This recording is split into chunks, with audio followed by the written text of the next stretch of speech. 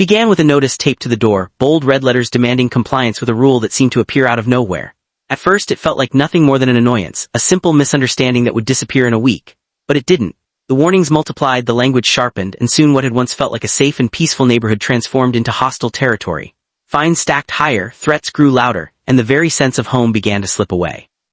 Neighbors whispered, rules twisted into weapons, and it became clear that this wasn't just about grass length or mailbox paint. This was about power, and what happens when those who hold it decide to crush the very people they're supposed to protect.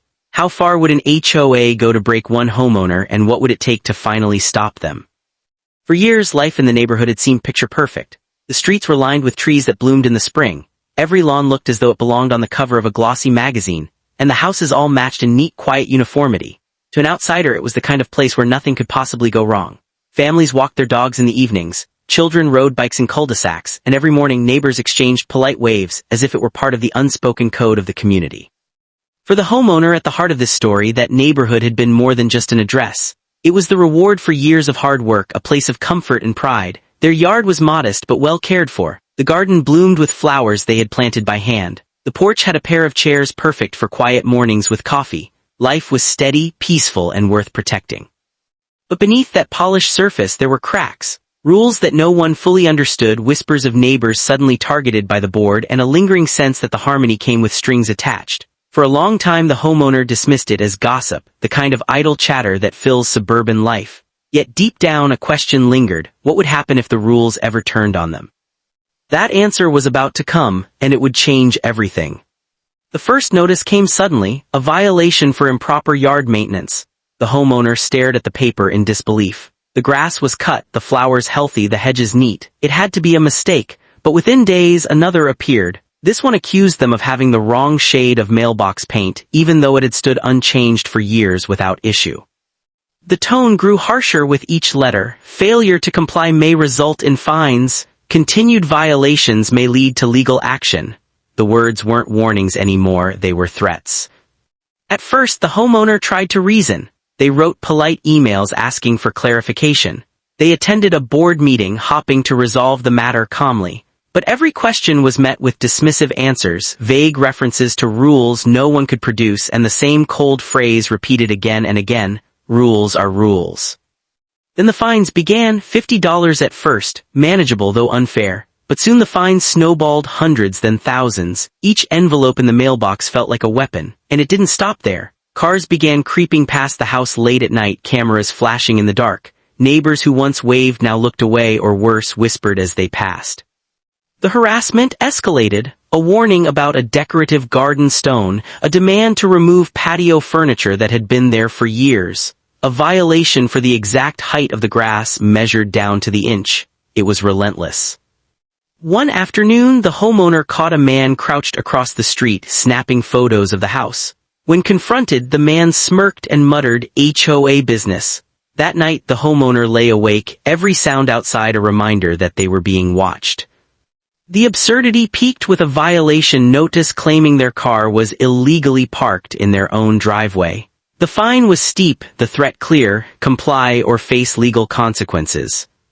But something inside shifted. Enough was enough. The homeowner began documenting everything: photographs of their property, copies of bylaws, every notice saved in a growing stack. They logged dates, times, and details, creating a record that told a different story, one of harassment, not enforcement.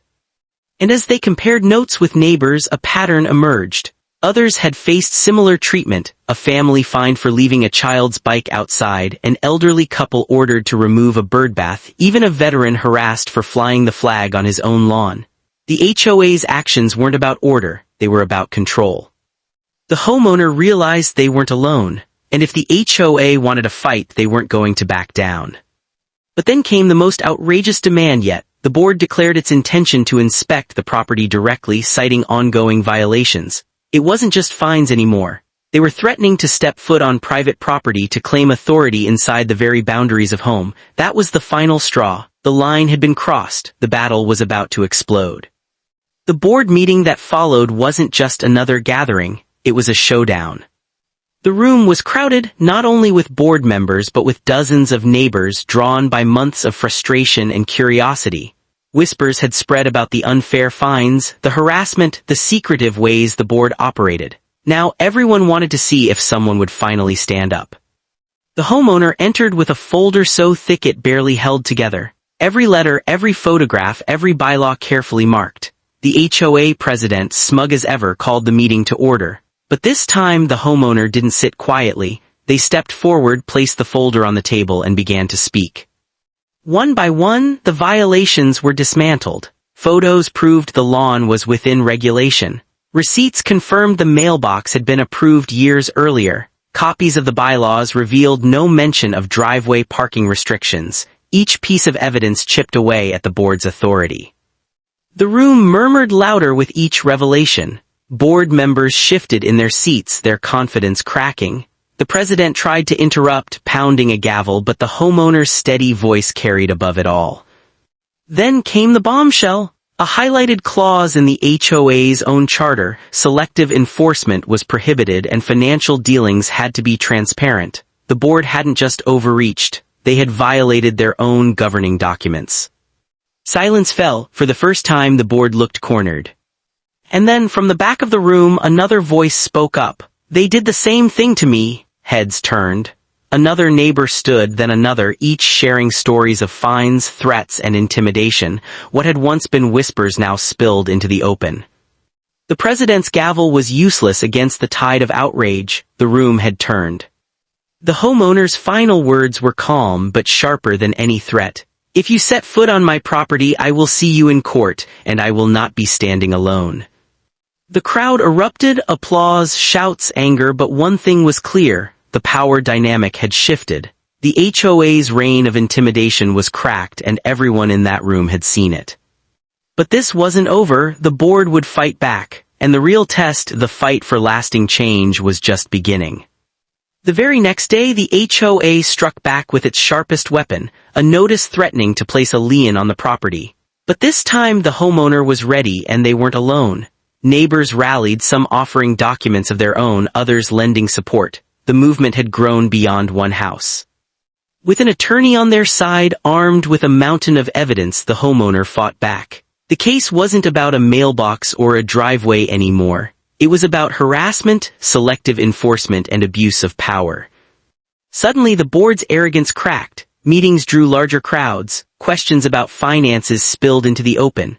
Where had the fine money gone? Why were some violations ignored while others became grounds for punishment? The board had no answers. Under mounting pressure, several members resigned. Elections followed, not with promises of stricter control, but with pledges of fairness and transparency.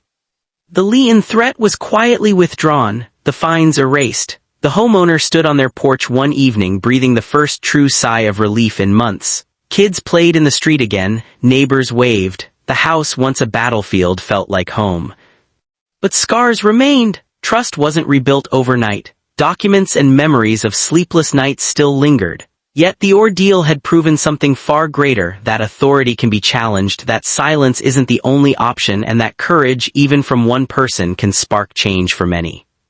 The neighborhood shifted, rules were clarified, enforcement became fair, and residents discovered their voice. It wasn't perfect, but it was progress. And for the homeowner, the takeaway was clear. Peace doesn't come from avoiding conflict, sometimes it comes from standing tall in the face of it.